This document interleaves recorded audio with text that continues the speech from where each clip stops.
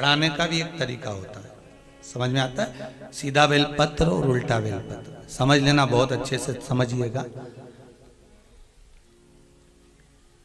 शिव जी के सम्मुख में शंकर भगवान के शिवलिंग पर जब बेलपत्र चढ़ता है तो बेलपत्र का जो सीधा भाग होता है वो शिव जी के शिवलिंग पर होना चाहिए, उल्टा भाग ऊपर होना चाहिए। बहुत ध्यान से समझना हो। जब नंदीश्वर को बेलपत्र चढ़ाते हो, नंदी जो बाहर होता है उसको बेलपत्र चढ़ाते हो, तो नंदी को दो जगह बेलपत्र चढ़ती है, आपको ध्यान में होगा।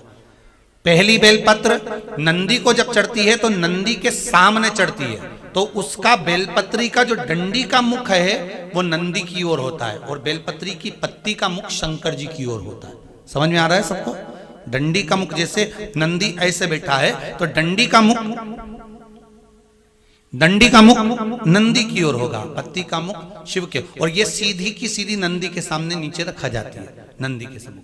और एक बेलपत्र जब नंदी के ऊपर चढ़ती है तो डंडी का मुख शिव जी के ऊपर होता है और इस पत्ती का मुख नंदी के सिर पर नंदी की ओर होता है।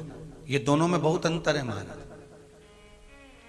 जैसे कोई बच्चा कोई कंपटीशन एग्जाम के लिए जा रहा हो या कोई परीक्षा देने के लिए जा रहा हो और पढ़ाई करे, स्मरण करे, तैयारी करे, वो अपनी जगह पर है। और ऐसा नहीं होता कि बच्चे पढ़ते नहीं है या तैयारी नहीं करते हैं। इसके बाद भी अगर उनका इंटरव्यू में पास नहीं होते या एग्जाम में पास नहीं होते तो उसके लिए ये दोनों बेलपत्री बड़ी काम करती है। बहुत ध्यान देना, जो नंदी के सामने बेलपत्र रखकर जाना, शिव जी के सम्मुख में बेलपत्र रखकर जाना, मतलब नंदी के सम्मुख में जब रखाएगी तो डंडी, जम के बोली है, कहाँ होना चाहिए?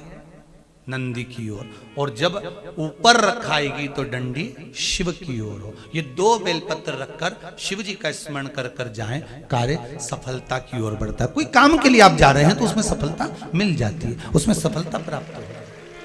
शिव जी को बेलपत्र चढ़ा रहे हो, जो चिकना भाग है, सीधा भाग शिव जी के ऊपर,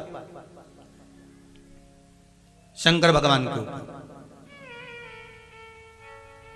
थाली में अगर शिवलिंग का निर्माण कर रहे हो, पार्थिव शिवलिंग का निर्माण कर रहे हो, तो थाली में जब बेलपत्र रखोगे तो सीधी रखोगे, फिर उसके ऊपर शिवलिंग का निर्माण करो।